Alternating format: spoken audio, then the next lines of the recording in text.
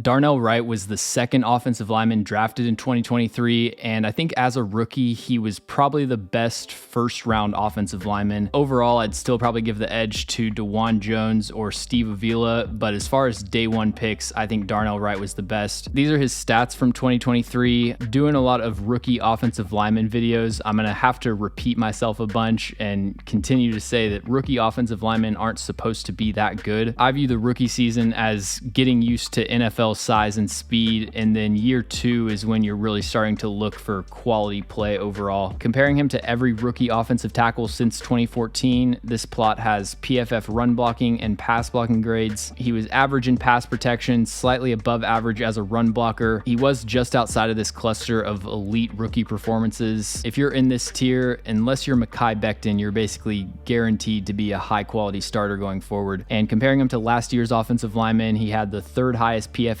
grade. Again, there was no rookie that had a PFF grade above 65, so the standard is pretty low. But I'm pretty confident that the Bears have a long-term starter at right tackle. He's definitely ahead of the curve from a technical standpoint, and I think he has the traits to succeed in the NFL. What impressed me the most going through Darnell Wright's film is his hand usage, and specifically playing patient with the outside hand. So unless you're a Chop Robinson level athlete that can just outrun offensive tackles around the edge, pretty much every speed rush is going to be predicated on defeating the tackle's outside hand in some way. That can be with a swipe, chop, ghost move, whatever it is, you have to have some method of disarming the offensive tackle and clearing a path around the corner. And Darnell Wright does a great job of protecting his outside hand, not giving the edge rusher anything to swipe or chop down. He understands how to bait out moves and get pass rushers to declare their hands first and then establish contact. And I thought he had several nice examples of this against Max Crosby, who's obviously one of the best pass rushers in the NFL. So on this play, Crosby's trying to flash the inside hand, get Darnell Wright to throw his punch or overextend, and then beat him around the outside. Wright has his hands active and ready to punch. Once Crosby starts to engage, you can see him lift his outside hand to get ready to meet a long arm or a bull rush. But Wright understands, based on Crosby's rush strategy, that this inside hand flash is most likely just bait. So when Crosby pulls back the inside hand, Darnell Wright retreats with almost identical timing. And because he hasn't overextended, he's still in great position. Crosby doesn't have anything to swipe at, and he's able to block this speed rush. Now, we'll get into this more later, but on his vertical sets and 45-degree sets, I would like Darnell Wright to just take an extra step at the top of his set. He's a little bit too eager to drop step with the outside foot and open up his hips, and I'll explain it in more detail when we get there, but some of these reps where I'm praising his hand usage, I think he could make his life easier with a better set and better footwork. Another rep against Crosby right here. This time he's aggressive flashing the outside hand. You can tell based on how Crosby has his hands set in the lead up that he's probably going in for a double swipe, and flashing the outside hand tells Crosby that the tackle's going in for his punch. This is the time that he needs to pull off the swipe, but again, Wright retreats with the outside hand and doesn't give Crosby anything to swipe. And I saw this play out in pretty much all of Wright's one-on-ones with Max Crosby. Even on some reps that he lost, I still felt like he was pretty good with his hands. But it wasn't just that matchup. I thought throughout the season, Darnell Wright's outside hand usage was as good as you can expect to see for a rookie, and compared to the other 2023 offensive linemen, Darnell Wright's just in a different league. This play right here, the rusher flashes this inside stab, Wright pulls back his outside hand, and then now that the rusher's kind of in the downswing of his move, he's not going to be protecting his frame, so Wright comes in with a heavy two-hand punch, knocks him on the ground. On this play, he kind of short sets, but doesn't really go in with an aggressive punch. An easy way to give up a sack is to be really aggressive with the outside hand here and get beat around the corner with a swipe or a chop, but he plays with a soft outside hand initially, so this first chop move lands on air. He's also able to wait out this second cross chop with the inside hand and then make contact and run him upfield. Really good job here against Cam Jordan of throwing the outside hand instead of punching with it. That's a distinction that I've heard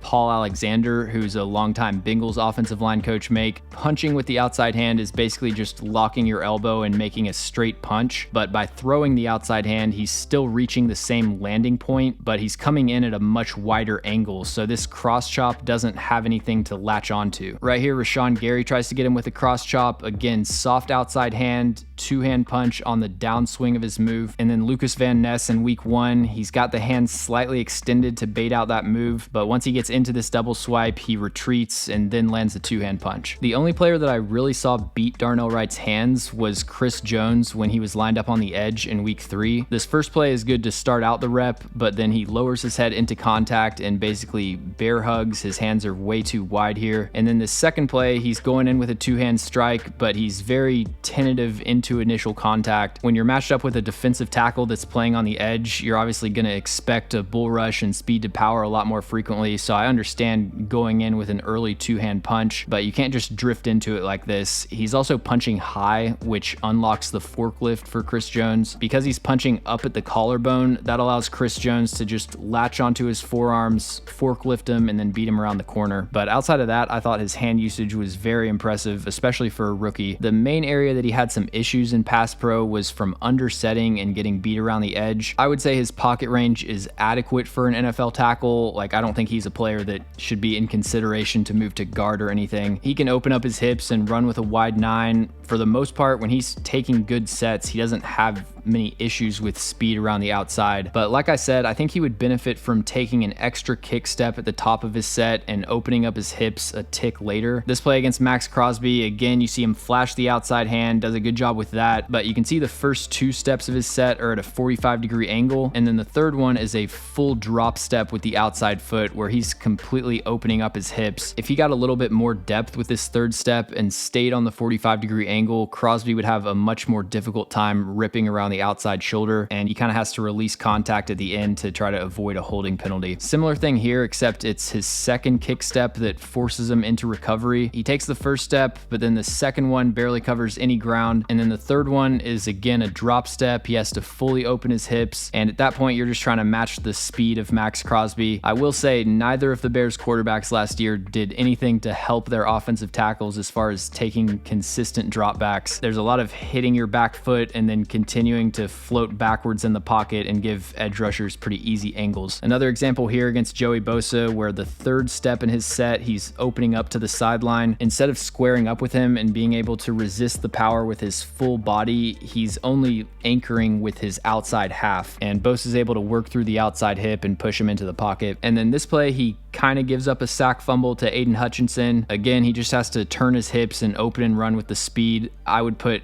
over 50% of the blame on this play on Justin Fields. You're just not going to have a lot of success taking 7-step drops from shotgun and giving wide 9 edge rushers this kind of angle. When it comes to inside counters, I think Darnell Wright has the ability to protect the B gap. He just gets himself into some trouble with, again, his set footwork, but also leaning his weight too far upfield. So this is a great job right here against Aiden Hutchinson of keeping this inside post hand active and engaged, ready to catch the spin move. When Hutchinson spins, he's got his inside hand ready to hook and then slide over with the rush. Another play here where you just see the strong inside hand to be able to neutralize that counter through the B gap. But even on this play, you see one of his issues with inside counters, which is again the drop step, but this time with the inside foot. When he catches the inside counter, he steps back with the inside foot, which kind of opens up the B gap. He needs to have a committed power step to seal off the inside that should look basically like the reverse or rewind of his pass set. This is an example where he actually gives up a pressure. Again, you see the next motion after he catches this inside counter is to drop step with the inside foot. Instead of redirecting and sealing off the B gap, he's relying entirely on his inside hand strength to resist this counter move. His reaction time is good, and again, he's got the strength to at least resist it initially, but he's never able to establish the body position to actually protect the pocket. He also had some issues with late inside counters a couple seconds into the rush, and this really comes back to some of the problems we were talking about in the speed rushing section, where he's fully committing and opening up his hips to the outside, and he's sacrificing his ability to recover in the opposite direction. This play against Cleveland, he's just leaning too far upfield. The edge rusher is able to hook to the inside and get a sack. This play, again, you see the drop step with the outside foot at the top of the set. He's opened up to the sideline, leaning outside. Za'Darius Smith is able to spin in through the B gap. Nice job to spin with him and try to recover, but you want to be a lot more balanced at the top of the set. So those are the two main ways that Darnell Wright lost as a rookie in pass protection. It's either giving too short of a corner or having kind of a soft inside hip later in the play. Offensive tackles usually get hit more often with power in their rookie year, but with Darnell Wright, it really just seemed like everyone was trying to test his pocket range and hit him with speed. He has a really strong anchor. He's 330 pounds. I don't have many concerns about Darnell Wright's ability to block bull rushes. He also uses a snatch trap when rushers overextend and lean too far forward with their long arm, but overall, he's at a great starting point for a rookie. He has excellent excellent hand usage. If he can get more consistent with the last step of his 45 and vertical sets, I think you're looking at a potential shutdown pass protector. In the run game, I think there's also some good and some bad. He is an outstanding puller. This play against Washington, they're running a quarterback GT counter. Nate Davis has the kick block on the in man, and then Darnell Wright just flattens Emmanuel Forbes. Really good job here on this pin pull. You can see he's got the athleticism to get out in space and reach difficult targets. He finishes this block on Asante Samuel Jr. and escorts his running back into the end zone. This is kind of a funny play against the Raiders where it seems like he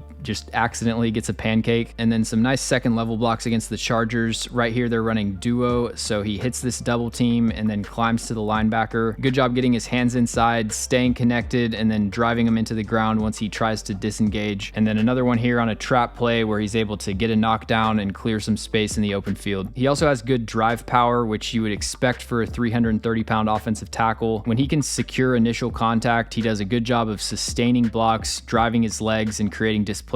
This play against Minnesota, he clears out the end man and just washes them 5 or 6 yards down the field. When they run duo or any kind of gap scheme run, he's able to get movement off the line of scrimmage. I also like this play against Denver. Even though he gets a holding penalty, he widens out the edge rusher basically to the sideline. At the last second, he grabs the jersey and gets a holding call, but still a kind of block that I like to see. He does have a bad habit on these drive blocks though of leading with his head into contact, and that results in a lot of negative plays when the defender is able to swim over the top. This play against Detroit, he's basically just staring at the ground into the block. Kaminsky just gives him a tap on the jersey, Ole's into the backfield. Right here, again, it seems like he's just picking his aiming point pre-snap and then closing his eyes and hoping for the best. Another one here against Aleem McNeil. He isn't proactive with his hands or trying to establish first contact, and he's leaning too far forward. McNeil just grabs this outside shoulder and pulls through. So that's something he needs to work on, being able to generate power without completely selling out and leaning too far forward, because any starting caliber defensive lineman is going to be able to quickly identify that and make a lot of plays in the backfield. But Darnell Wright's biggest issue in either phase is zone blocking, specifically backside cutoffs and backside reach blocks. I felt like that was the one area that he consistently struggled and just didn't seem that comfortable executing. So on a backside cutoff, you want to get your helmet across the midline of the defender and cut off the play side shoulder. You want your play side hand underneath the armpit and then set your backside hand on the chest, and then you just run and press at a 45-degree angle and try to seal him off. This play against New Orleans, he's trying to cut off the backside 3 technique. He's got an overtake combo with the right guard, so he's given him a stiff arm to make it an easier block for him, but he's never able to secure the play side hand and he gets out leveraged. This play, he's late to engage with his hands, so the 3 technique gets to make first contact. He creates some knockback and stands him up, and again, just never secures any kind of control on this backside reach block. This play against Derek Brown is a much easier block from an alignment standpoint with a head up defender, and I like some of the start of this rep, specifically the hand placement. He is kind of late to engage, so Derek Brown's able to establish early control, but he basically tries to slide with the reach block to sustain it instead of running his feet through the block. If you're just sliding with a defender that's trying to run through your play side hand, you're not going to have a lot of success. This play against the Vikings, he never really makes contact with his hands, so Danielle Hunter's able to backdoor him and get the tackle. And then similar play here against the Lions, he just kind of shoulders this block on the backside. Hutchinson ends up missing the tackle, but he was basically unblocked here. So biggest thing to improve in the run game, I think, is pretty clearly his zone blocking footwork, but his power and athleticism allows him to make a lot of impact plays as a run blocker, and I think overall he was pretty good in that phase as a rookie. I'm going to start doing these scouting reports at the end of the videos just to sum everything up. So this is how I see Darnell Wright after his rookie year in terms of strengths and weaknesses.